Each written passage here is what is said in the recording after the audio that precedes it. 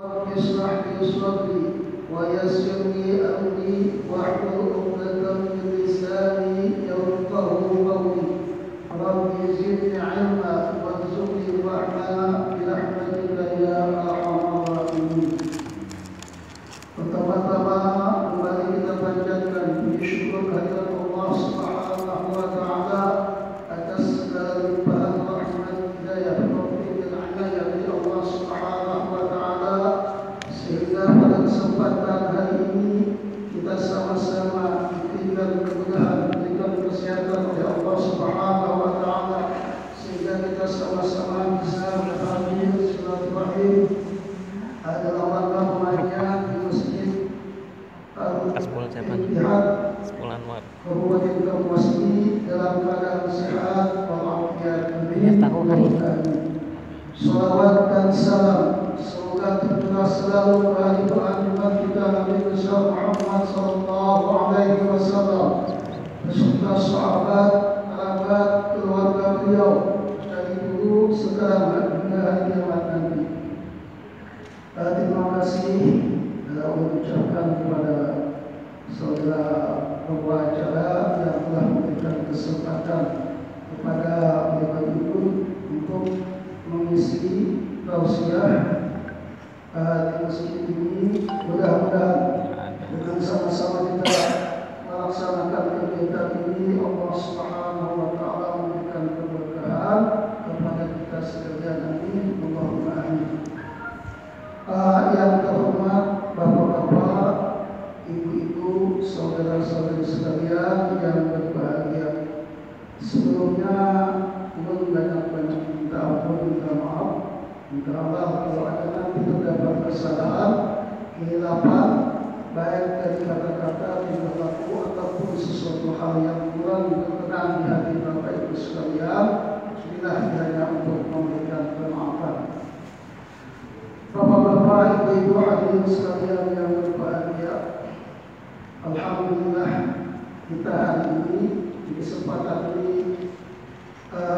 bisa melaksanakan kegiatan ini dengan niatan sama-sama untuk saling silaturahim, sama-sama bertemu muka dan sebagainya, yang mana mudah-mudahan dengan silaturahim yang terjadi ini Allah Subhanahu wa taala mudahkan segala urusan kita. Di tempat yang mulia ini kita sekalian bisa berkumpul, yang mana masjid merupakan tempat yang sangat dimuliakan oleh Allah Subhanahu wa taala di muka bumi ini.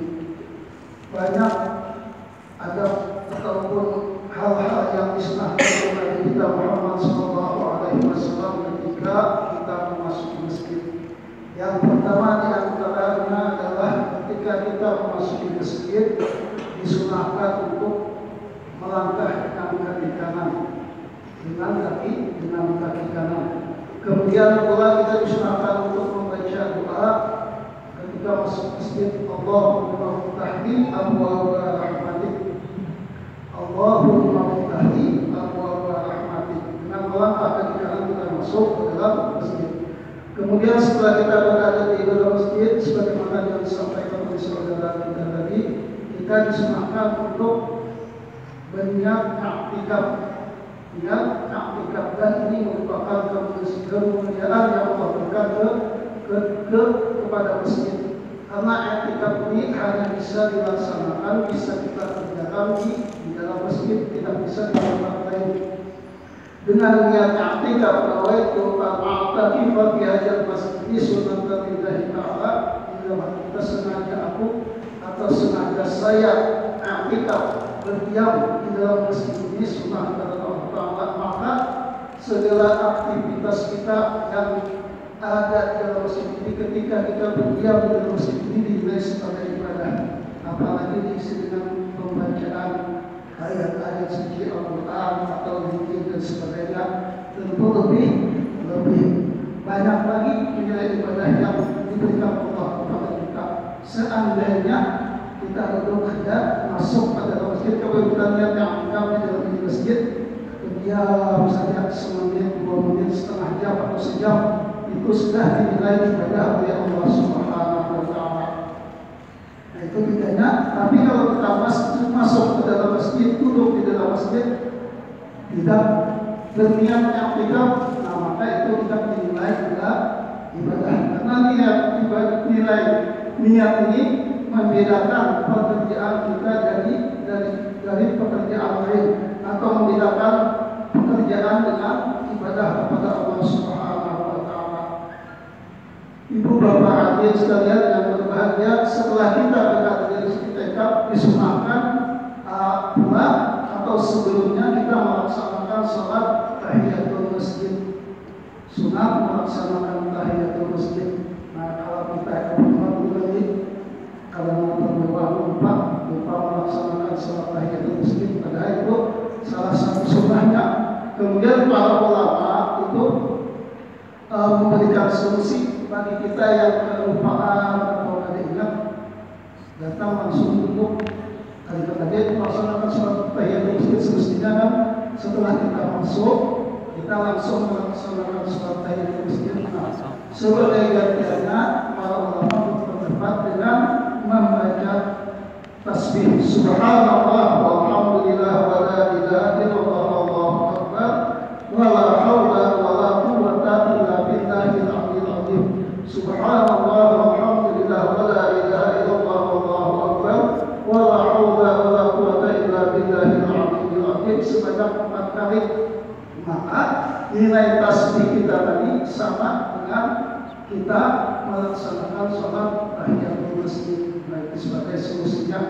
Karena kan kita kadang-kadang bisa masuk ke lubang kali tadi.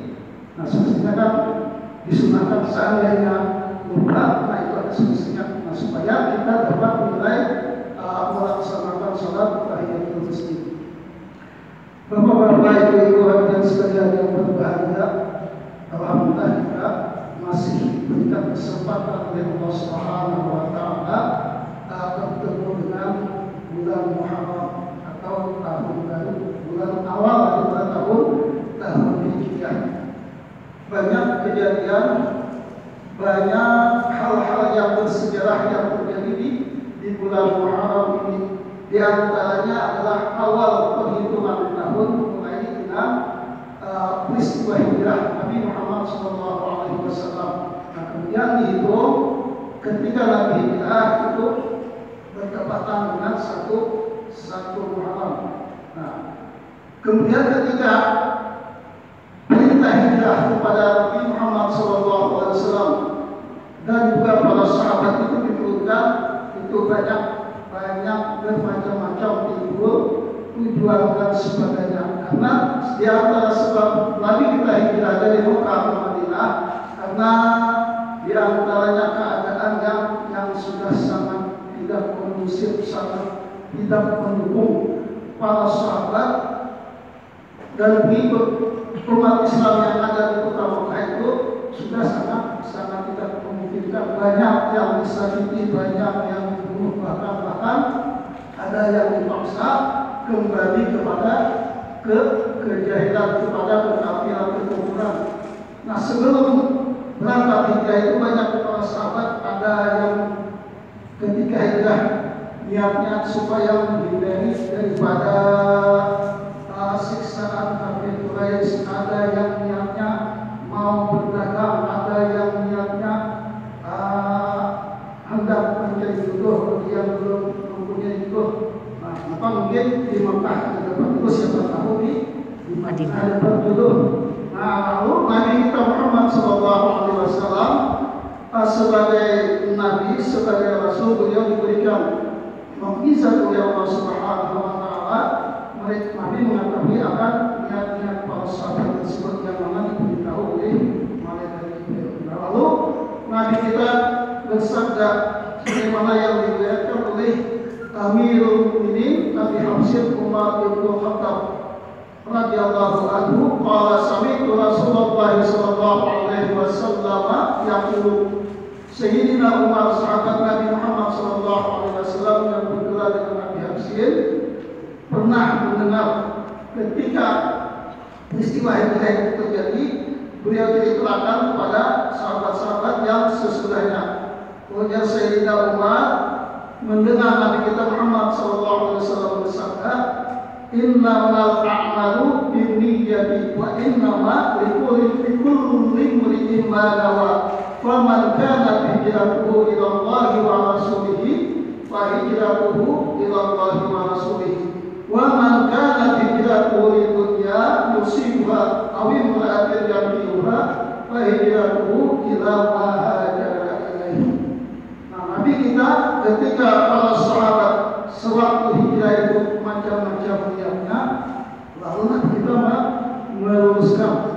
Nah, beliau bersabda sesungguhnya amal ibadah itu harus dengan niat, dan niat seseorang itu atas apa yang dia niatkan. Para sahabat kalau mereka mau hijrah pindah dari Mekah ke Madinah itu niatnya karena menutup perintah Allah dan Rasulnya, maka akan mendapatkan ganjaran dari Allah Subhanahu wa Ta'ala karena melaksanakan perintah Allah dan Rasulnya. Tapi bagi mereka yang hijrahnya karena dunia, mungkin niat berdagang atau niat mencari penghidupan yang lebih layak, karena di Makkah karena susah ngalih menjadi dan sebagainya. Nah, maka ujar Nabi, apa yang dia niatkan akan dia dapat. Dia niat karena dunia, maka dunia akan dia dapatkan. Tapi niat apa? Balasan tidak tidak. Atau bagi seseorang yang berniat kawin mengadakan yang kedua, atau pada niatnya hendak mencari jodoh tadi, maka juga akan dia dapatkan. Tapi pahala hijrahnya tidak. Nah, itu sangat penting niat ini bagi kita sekalian. Ibu bapak hadirin sekalian yang berbahagia. Jadi itu di antara salah satu momen hijrah Nabi itu sebagai awal penghitungan daripada tahun Hijriah. Dan juga di antara sebabnya sebagaimana di dalam kitab sejarah itu disebutkan bahwa Nabi kita ini ketika berkirim surat kepada salah seorang penguasa, salah seorang raja di daerah lain, itu tidak mencantumkan tanggal, tidak mencantumkan bulan. Nah, akhirnya oleh penguasa tersebut tidak bisa menebak kapan surat ini ditulis oleh Nabi kita Muhammad Sallallahu Alaihi Wasallam, kapan surat ini dibuat. Nah, lalu ketika hal ini terjadi di masa Sayyidina Umar, lalu dihitunglah awal ketika Nabi kita dihitung sebagai awal daripada tahun Hijriah, yang mana sampai hari ini sudah lebih 1440 tahun. 1400 kali dan tidak 1440 tahun sesudah hijrah Nabi Muhammad Sallallahu Alaihi Wasallam. Ibu bapak hadirin sekalian yang berbahagia, kemudian dalam kehidupan ini sebaik-baik manusia, sebaik-baik orang, sebagaimana yang Rasul sabdakan, ya khairun nasi anfa'uhum linnasi, sebaik-baik manusia, sebaik-baik seorang yang bisa memberi manfaat bagi orang lain. Apapun kegiatan kita, apapun pekerjaan kita manfaatkan, kita gunakan untuk memberikan kemanfaatan bagi orang lain. Mudah-mudahan dengan kita selalu melaksanakan kegiatan tersebut dengan apapun yang kita kerjakan dinilai kepada oleh Allah Subhanahu wa Ta'ala.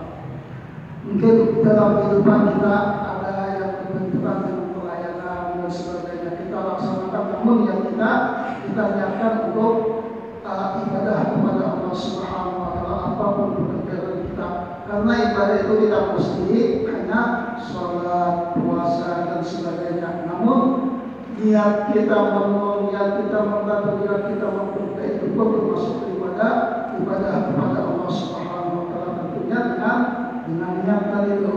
Seandainya apapun pekerjaan kita, namun kita niatkan yang pertama mungkin kita menafkahi keluarga, untuk beribadah kepada Allah Subhanahu wa Ta'ala, kita bekerja, kita bergawe dan sebagainya, kita niatkan untuk ibadah kepada Allah Subhanahu wa Ta'ala. Maka semenjak kita berangkat dari rumah, di perjalanan sampai kita kembali lagi, itu sudah dinilai sebagai ibadah oleh Allah Subhanahu wa Ta'ala.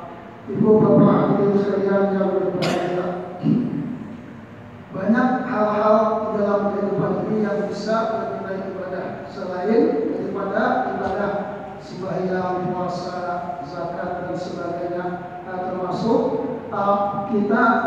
mungkin di sekitar kita ada orang-orang yang terlantar, ada anak yatim dan sebagainya. Nah ini juga salah satu hal yang diberikan oleh Allah Subhanahu Wa Taala kepada kita untuk menambah nilai ibadah kita kepada Allah Subhanahu Wa Taala. Nabi kita Muhammad Sallallahu Alaihi Wasallam bersabda, "Ana waqafil yatim fil jannati hakada." Aku ya Rasulullah, saya ya Rasulullah beserta orang yang menyantuni, orang yang mengasihi dengan anak-anak yatim itu hakada seperti ini bil yang nanti di dalam surga. Artinya mereka yang menyantuni anak yatim, mereka yang mengasihi, memelihara dengan anak yatim akan berdampingan dekat dengan Rasulullah SAW di dalam surga dengan hakada wa asyara bisabarati wal usra. Nabi itu sampai mengisyaratkan dengan telunjuknya. Artinya saking dekatnya. Karena sebagaimana kita ketahui mereka khususnya anak yatim ini tentu memerlukan kasih sayang, memerlukan bimbingan dan sebagainya dari seorang ayah. Artinya bimbingan kasih sayang dari seorang ayah yang kita dapatkan, hendaklah kita sama-sama bisa memberikan solusinya. Selain itu, faedahnya sangat besar kepada kita. Selain kita melaksanakan perintah Allah dan Rasulnya, juga sebagai rasa kasih sayang, kita tukar kasih sayang di antara sesama kita, menguatkan tali silaturahim di antara umat, di antara saudara-saudara kita. Mungkin ada yang seperti anak yatim tadi, mungkin mereka mempunyai kekurangan dan sebagainya. Nah, jadi itu sebagai salah satu pula daripada dalam ibadah kita kepada Allah Subhanahu Wa Taala. Bapak Ibu hadirin sekalian yang berbahagia, mungkin sampai di sini mungkin aja ini yang bisa untuk sampaikan. Mudah-mudahan apa yang ingin disampaikan pada ini walaupun sebentar benar-benar manfaat khususnya bagi diri pribadi dan bagi kita bersama. Mudah-mudahan kita bisa mengamalkan apa-apa yang diinginkan oleh Allah dan Rasulnya. Sebagaimana kita di dalam masjid kita muliakan, kemudian kita laksanakan sunnah-sunnah Nabi yang bisa kita kerjakan.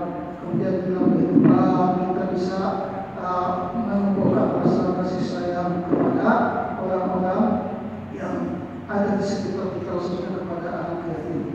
Mungkin saya yang bisa sampaikan.